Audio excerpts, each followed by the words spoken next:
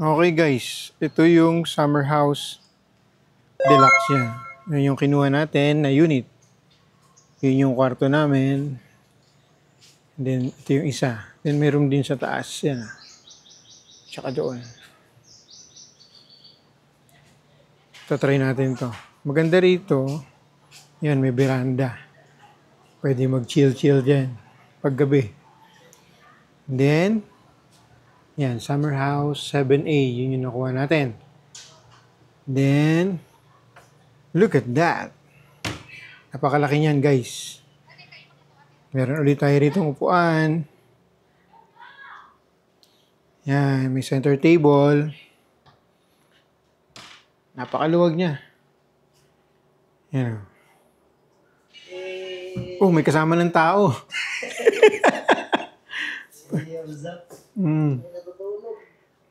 Yan, tatlong bed. Nilagay nila. Nag-additional sila na bed. Pero good for 2 packs talaga ito eh. Yan. Pero napakaluwag niya, sobra. And then, tignan nyo yung cabinet. Oh. Ganyan siya kaluwag. Tignan nyo yung bag. Oh, yun pa. Space pa dun.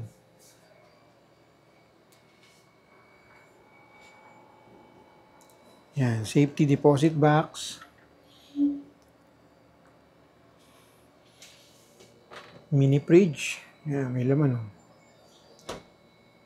And then may mga drawer.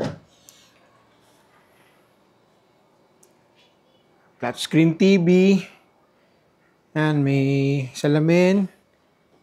May complimentary bottled water and coffee. Yan. Yung nandun sa mini fridge, may bayad yun.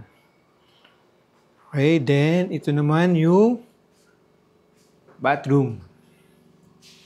Yan, common bathroom naman siya. Pero maluwag pa rin talaga. Yan. May partition para pag nag-shower. Yan yung shower nila. Kung mapapansin nyo, kasi yung itsura ng summer house, di ba, may hati sa gitna. Yun eh. Kaya parang diagonal yung korte. Diagonal yung korte ng dingding. And then, toiletries. Wala lang silang toothbrush, pero yun nga, may nababalita na hindi na raw nagbibigay ng mga toothbrush dito. Pero, hindi. Kasi yung isang unit namin may toothbrush eh. Okay. Then, oh, may window. Malaki siya guys, sobra. Ano? Hindi yan naka-wide. Sadyang malaki lang talaga tong room na to. Ang tawag dito sa room na to, Summer House Deluxe. Kaya ako nagustuhan to kasi bungalow type lang siya. Nandito lang siya sa baba. Yan. Pag labas mo, yung amenity area, yung main amenity area nandito. Sa likod. Ayan, no? Yan. Bibidyo rin natin yan. Sa ibang episode naman ng ating vlog. Okay, ito. Ang laki pa nitong area na to. Yan. Tapos, lagay ko na lang yung presyo nito kung magkano ko ito nakuha. Yan. Supposedly, dapat yung isang room pa sa taas amin. Kaso, may nakastay pa daw eh. Ito naman yung dito kami. Mayroon pa ring receiving dito. Pwedeng mag-chill. Yan. And then, yung isang room na yun. Nakuha namin. Try na rin natin pakita sa inyo. Medyo irregular cut siya eh. Pero summer house din siya.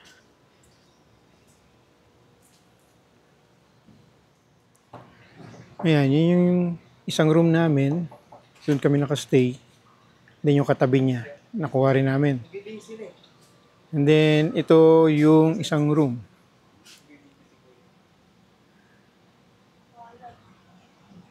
Ayan. Okay lang yan. Papakita ko lang yung itsura ng room. Yan, may receiving din dito. Ayan. And then, ito yung sinasabi ko na irregular cut. Kasi pa-triangle siya. Pero 3 bed pa rin yung nailagay nila. Ayan. Mas maliit compared dun sa amin. Ito yung cabinet nila. Ayan, safety deposit box.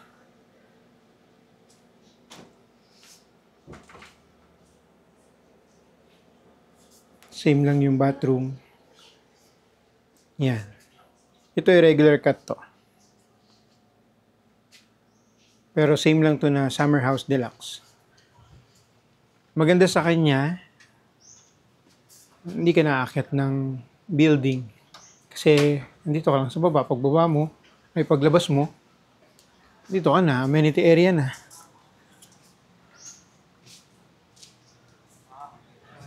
Yan. Hindi siya up and down kasi yung nasa taas, ibang room na yon.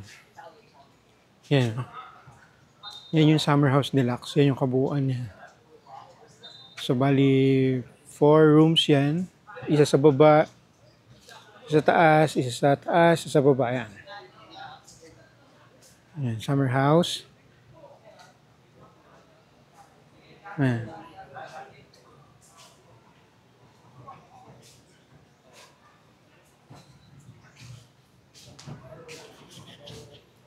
Okay guys, yun lang. Yan, sa ibang video namin, ipapakita ko naman yung kabuuan nitong Paradise Garden. Maganda dito sa nakuha namin unit yan. Pagbaba mo dyan, lakad ka lang dito, andyan na yung pinaka main pool. Try kong ipakita, mabilis lang naman kasi nasa likod lang naman.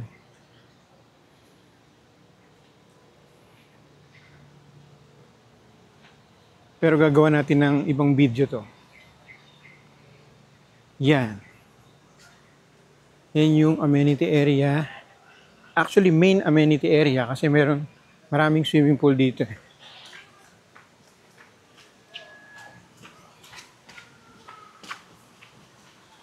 Yan.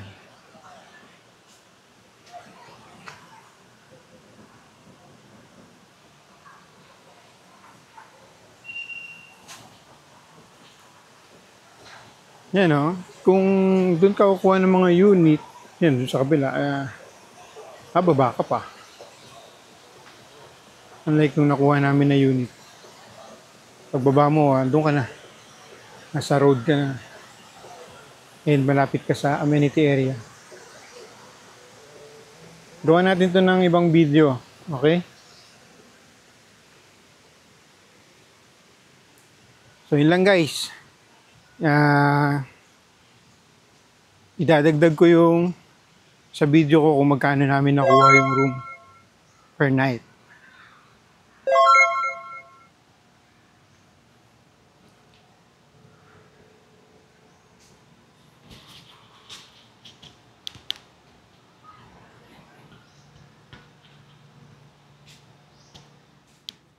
Ayun lang guys. Ilalagay ko dito sa video na to kung magkano namin nakuha yung rooms per night. Bali, 3 rooms yung kinuha ko para sa mga staff ng Kim and Dri and Asian Style Street Foods. Okay?